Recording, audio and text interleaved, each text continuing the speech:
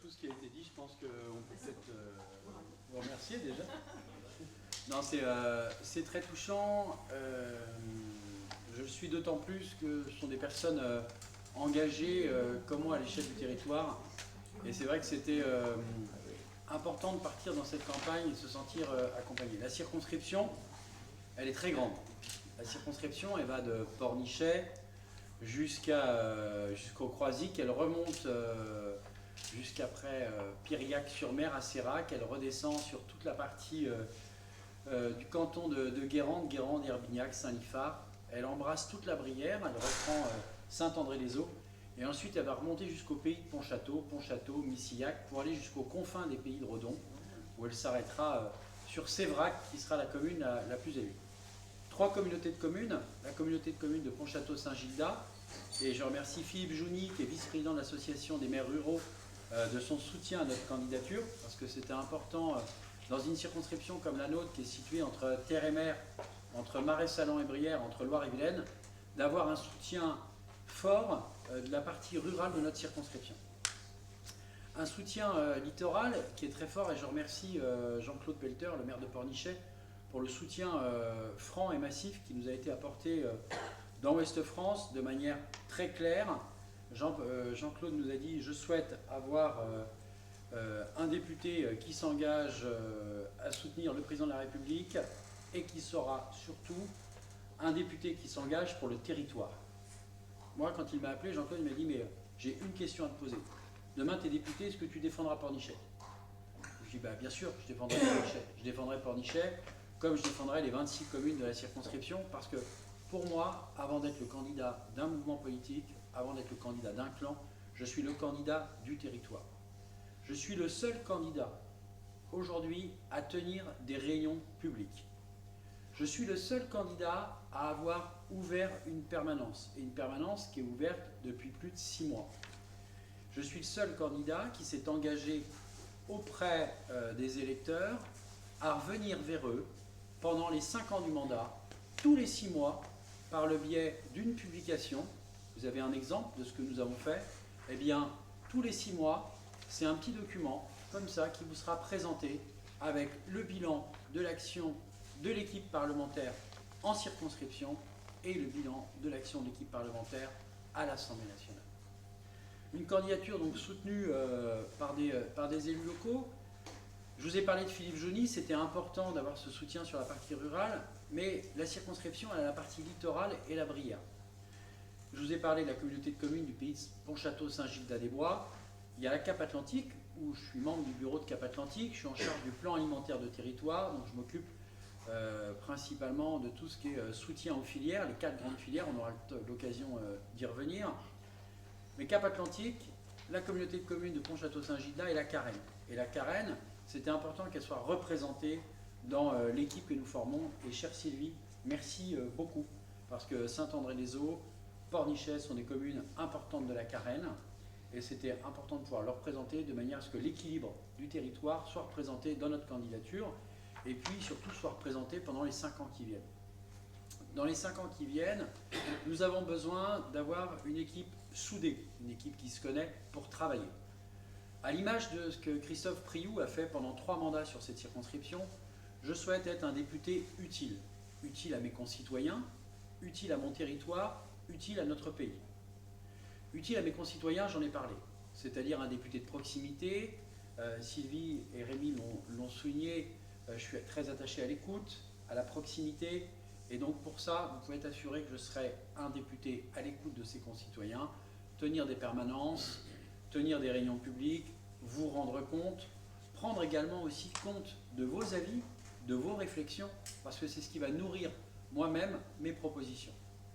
Et d'ailleurs, c'est à l'échelle de ces expériences, par exemple, mon premier engagement en tant que député, la première proposition de loi sur laquelle je souhaite travailler en tant que député, c'est une réforme du Code des marchés publics pour permettre justement aux collectivités locales de favoriser les circuits courts, de favoriser l'approvisionnement. Et ça, c'est quelque chose qu'on entend. Et pas plus tard que cet après-midi, j'étais avec Sylvie Cauchy, maire de Béné. Et elle-même, quand elle parle de restauration collective, elle aimerait pouvoir travailler avec les producteurs locaux, mais elle est bloquée par le Code des marchés publics. Donc, un député utile à ses concitoyens, un député utile à son territoire. Ça fait plus de 2 ans maintenant que je parcours ce territoire à l'écoute de ceux qui vivent, qui travaillent, qui investissent, qui agissent, qui innovent. Et j'ai entendu beaucoup de choses. J'ai entendu des attentes, des inquiétudes, de la colère parfois, mais heureusement de l'espérance. L'espérance de ceux qui ont envie d'investir, de ceux qui ont envie de servir les autres. Demain après-midi, par exemple, nous irons visiter l'association Outils en main à Pornichet. Bel exemple de transmission, de solidarité, mais aussi d'apprentissage. D'apprentissage pour nos enfants, d'apprentissage pour nos jeunes qui se cherchent, qui cherchent un métier et qui ont besoin aujourd'hui de retrouver parfois pour certains confiance. Donc un député utile à son territoire, c'est un député qui saura écouter ses concitoyens et qui saura faire remonter ses attentes, qui sera leur porte-voix. Je ne m'arroge pas d'autorité de dire moi je sais ce qu'ils pensent. Non, j'ai écouté, j'ai entendu et je souhaite faire remonter du terrain. De la même manière que je fais redescendre et j'expliquerai mes votes à l'Assemblée nationale.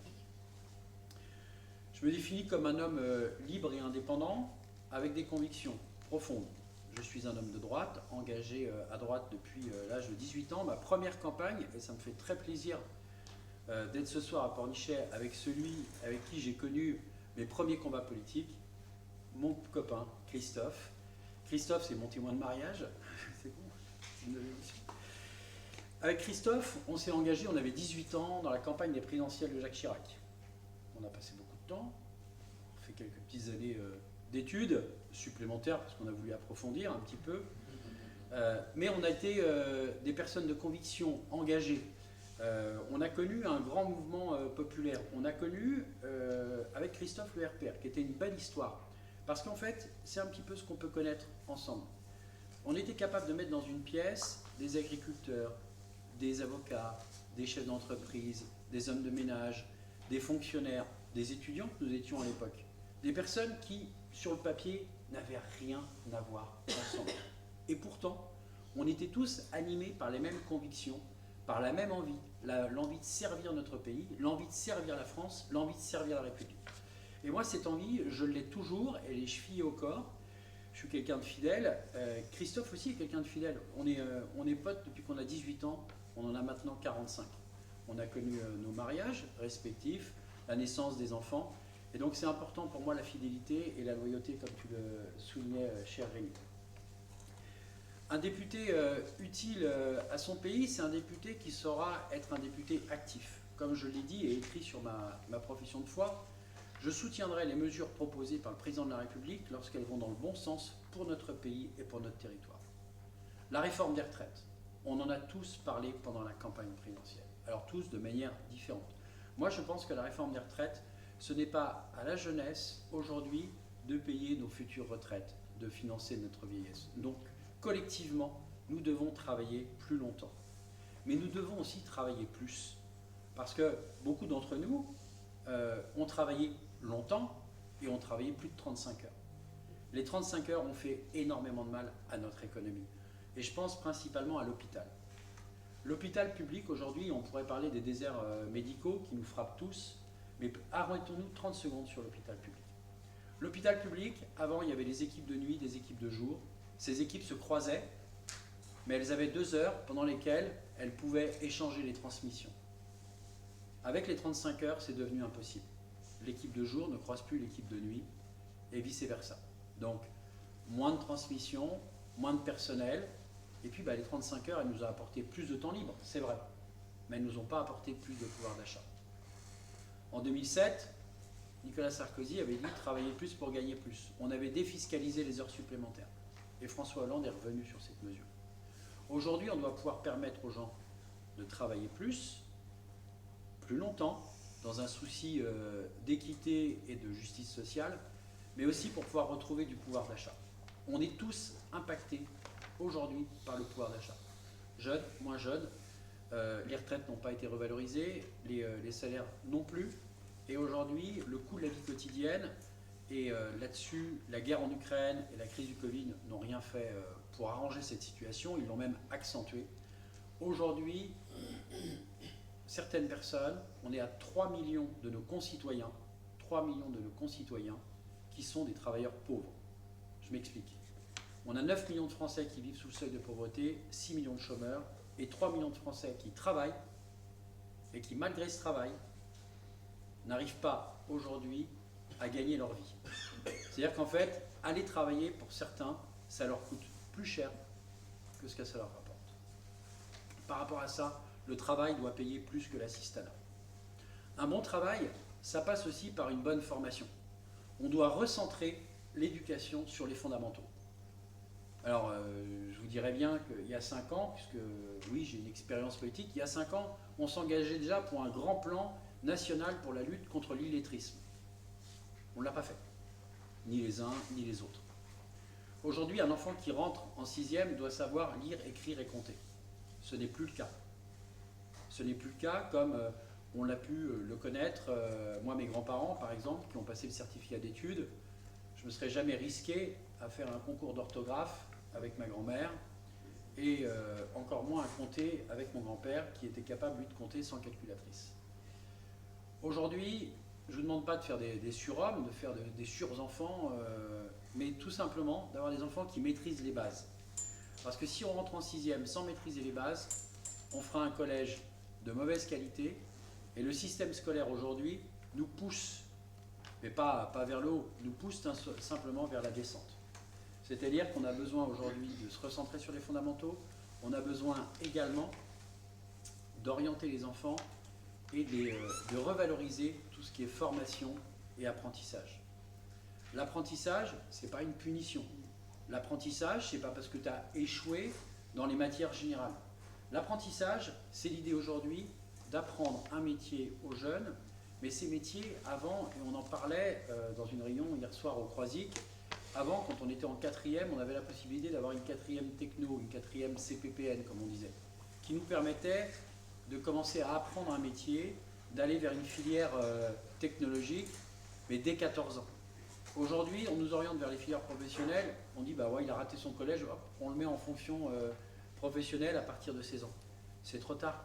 L'apprentissage, il doit se faire sur la base du volontariat et sur l'envie de transmettre. Demain, vendredi, je vais visiter l'entreprise, c'est de vous parler, les couteaux Morta en Brière. Eh bien, quand je l'ai eu au téléphone, Jean-Henri Pagnon, je lui dis voilà, moi j'ai envie de vous voir travailler, parce que pour moi, l'artisanat, c'est le fait de pouvoir refaire le même geste tous les jours, mais avec passion. Et cette passion, on doit la transmettre, et c'est pour ça que je vous disais tout à l'heure que nous irons demain à l'outil en main à Pornichet, pour voir justement ces passionnés transmettre leur métier. Donc je vous ai dit recentrer l'école sur les fondamentaux, revaloriser l'apprentissage, c'est donner des bonnes bases à nos enfants, c'est leur transmettre pour leur assurer un avenir. Leur assurer un avenir, c'est leur permettre aussi d'avoir un travail qui paye plus que l'assistanat. Leur transmettre un avenir, c'est aussi aider les entreprises qui vont pouvoir demain les embaucher en allégeant les charges. Parce qu'en fait, une entreprise aujourd'hui, c'est pas qu'elle ne veut pas payer non plus ses salariés. Alors pas tous, peut-être. Il y en a qui aimeraient payer plus leurs collaborateurs. Il y en a qui aimeraient payer plus leurs salariés. Mais si vous donnez une augmentation, par exemple, de 100 € net, eh bien, globalement, ça va coûter le double à l'entreprise avec les charges sociales et fiscales. Si on peut permettre de donner plus de pouvoir d'achat aux salariés, eh bien, c'est de donner plus de liberté aussi aux entreprises pour pouvoir le faire. Et ce sera un cercle vertueux. Enfin, et j'aimerais qu'on puisse après passer aux questions. Il y a plein de sujets qu'on pourrait évoquer. Mais quand on discute avec une personne de tout âge, elle nous dit quoi? Elle s'inquiète de plusieurs choses, notamment pour ses enfants ou ses petits-enfants. Elle s'inquiète de l'éducation, on en a parlé. Elle s'inquiète de l'emploi futur pour ses propres enfants ou ses petits-enfants. Et elle s'inquiète aussi de leur sécurité. La sécurité, c'est la première des libertés. Aujourd'hui, on doit restaurer l'autorité de l'État. Et l'autorité de l'État, elle est menacée à chaque fois qu'on ne respecte pas un agent du service public. Alors, un agent du service public, c'est une infirmière, par exemple, dans un hôpital qui se fait insulter parce que ça ne va pas assez vite. Mais on ne va pas prendre en conscience, ou forcément, que cette personne-là, elle aimerait bien aller plus vite, mais ils ne sont pas forcément assez nombreux.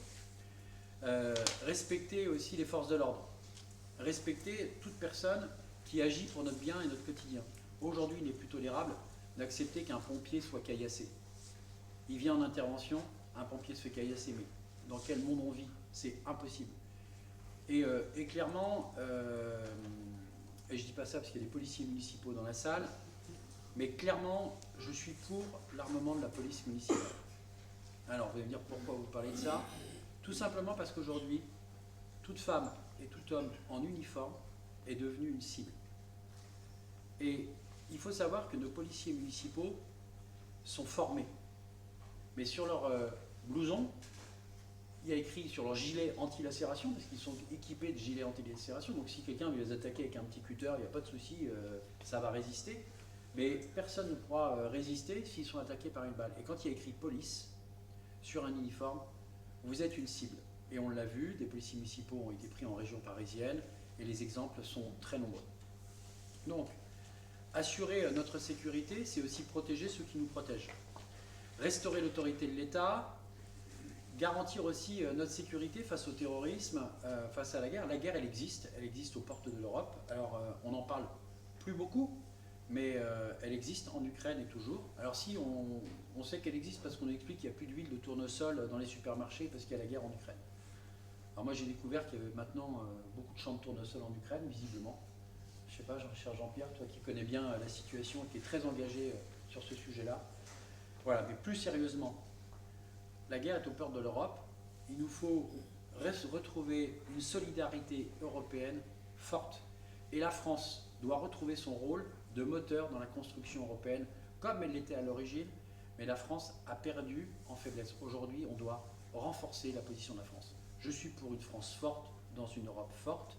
Je suis pour une France qui libère les énergies des entreprises. Je suis pour une France qui protège les plus petits. On n'a pas parlé de handicap. Vendredi matin, on a rendez-vous avec l'association Jeunesse et Avenir qui permet aussi d'assurer l'insertion des personnes handicapées dans notre société. Très régulièrement d'ailleurs, dans toutes les manifestations que nous pouvons organiser, on travaille beaucoup avec l'ESAT de Saillé, qui est un ESAT qui travaille beaucoup sur la partie culinaire. Donc vous pouvez d'ailleurs commander des tartelettes, des petits fours. Ils sont délicieux et surtout ils sont faits par des personnes formidables avec un cœur énorme. Donc vraiment, je compte sur vous. Dernier point que je voulais évoquer avec vous, j'ai parlé de l'hôpital, j'ai parlé brièvement des déserts médicaux. Les déserts médicaux, ils touchent tout le monde. Tout le monde. 6 millions de Français, aujourd'hui, n'ont pas de médecin traitant. Et ce n'est pas parce qu'on n'a pas envie de se faire soigner. C'est qu'en fait, avant, on avait des médecins, et j'en ai vu tout à l'heure dans la salle, on avait des médecins qui travaillaient entre 65 et 70 heures par semaine. Domicile, cabinet, souvent madame était aussi à la maison et c'est elle qui remettait les ordonnances, mais le médecin ne délivrait pas des ordonnances de complaisance comme a pu l'avoir un député, d'ailleurs c'est pour ça qu'il ne se représente pas dans l'Est de la France. Non, il vous avait ausculté, et une fois qu'il vous avait ausculté, il avait préparé les ordonnances quand il avait un peu de temps de répit en mangeant rapidement, et c'est son épouse qui vous les donnait. La garde, il faisait des gardes bien évidemment. Aujourd'hui, les médecins ne font plus de garde, et lorsqu'on a un médecin qui part en retraite, pour remplacer ces médecins qui partent en retraite, pour remplacer, et je ne vous parle que des médecins généralistes, il nous faut entre 2 et 3 nouveaux médecins. Alors des médecins, on en connaît, on en croise. Moi j'en ai vu un dernièrement. Alors le pauvre médecin, je ne donne jamais son nom parce qu'il me sert d'exemple dans toutes mes réunions, mais j'ai été très frappé. Il a 35 ans, il fait des remplacements, et je lui dis, tiens, à la fin de votre remplacement, si vous voulez, la maire du Croisic cherche 2 médecins, il y a un très beau cabinet qui s'offre à vous, et le Croisic c'est une ville formidable, chère Rémi, chère Sylvie, c'est dans votre beau canton, c'est tout au bout de votre canton. Je dis voilà, vous avez la possibilité, une opportunité formidable d'avoir un beau cabinet. Il me dit ah ben non. Il dit moi j'ai 35 ans, je suis beaucoup trop jeune pour prendre des responsabilités. Je dis bon, j'en ai 45, donc c'est-à-dire que ça fait 10 ans que je prends des responsabilités, non? Et alors j'essaye d'aller un peu plus loin dans son développement, dire mais pourquoi Il dit non, parce que moi je travaille 3-4 jours par semaine maximum. Et puis là, en ce moment, il fait beau, c'est l'été, donc je viens plutôt chez vous. Mais à partir d'octobre, soit je me trouve quelque chose aux Antilles, soit j'irai plutôt dans les Alpes faire la saison. Bah, c'est chouette, mais ces études, elles ont quand même été financées par nos impôts pendant des années.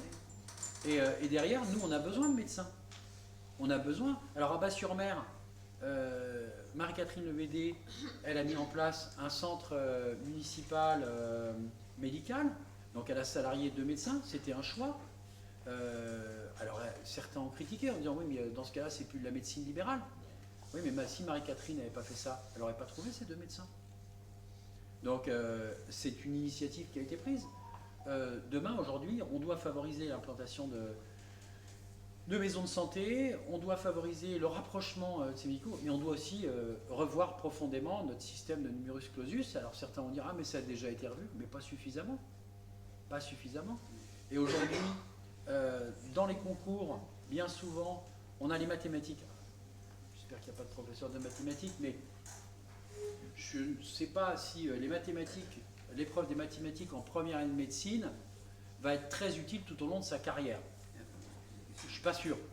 Par contre, l'épreuve de mathématiques en première année de médecine, c'est bien souvent un barrage qui va casser des vocations, qui va casser la volonté de certains jeunes d'être médecins et qui ne vont pas y arriver parce qu'ils ne vont pas réussir sur ce concours-là.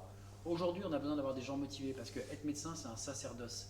Servir les autres, les soigner, c'est un métier formidable et justement, on doit pouvoir laisser à ceux qui veulent faire ce métier la possibilité de le faire. Et puis, il y en a d'autres qui ont des moyens détournés de le faire. C'est-à-dire que s'ils ne réussissent pas le concours en France, ils partent le faire à l'étranger. Parce que maintenant, avec l'harmonisation européenne, on a la possibilité d'aller faire ses études en Europe et de revenir. C'est une possibilité qui est offerte, c'est l'Europe. Je ne peux pas vous dire que je suis contre ce système-là, puisque je suis pour une Europe unie et forte. Mais aujourd'hui, je pense qu'il ne faut pas casser la volonté de nos jeunes de pouvoir servir, et puis on en a besoin. On en a besoin sur notre territoire. Dernier point, c'est santé, environnement. Ça va de pair. À partir du moment où on a un cadre de vie privilégié, bon là, l'avantage, c'est qu'à Pornichet, il y a un cadre de vie magnifique, il fait bon vivre, donc je n'ai pas besoin de m'éterniser sur le sujet et de vous convaincre de la nécessité d'avoir un cadre de vie agréable. Par contre, sur la protection de notre environnement, et avec Sylvie et Rémi, et je vois aussi Jean-Paul Alanic, on est élu au parc de Brière, au parc naturel régional de Brière, et avec Jean-Paul, particularité de notre territoire, on est syndic de la Grande Brière-Motière. La Grande Brière-Motière, c'est ce marais indivis de 7000 hectares qui appartient aux habitants de la Brière et aux Briérons. Alors c'est vrai, Sylvie est une vraie Briéronne, puisqu'elle est de Saint-André-des-Eaux, mais nous sommes tous des Briérons, puisqu'en fait, nous sommes tous membres du marais de Brière. Pornichet est aux portes, mais Pornichet est une des villes phares, ville portuaire du parc de Brière. Eh bien, quand on siège au parc de Brière, il n'est plus question de savoir si on nous représente un parti politique, si on est élu de tel ou tel. Non.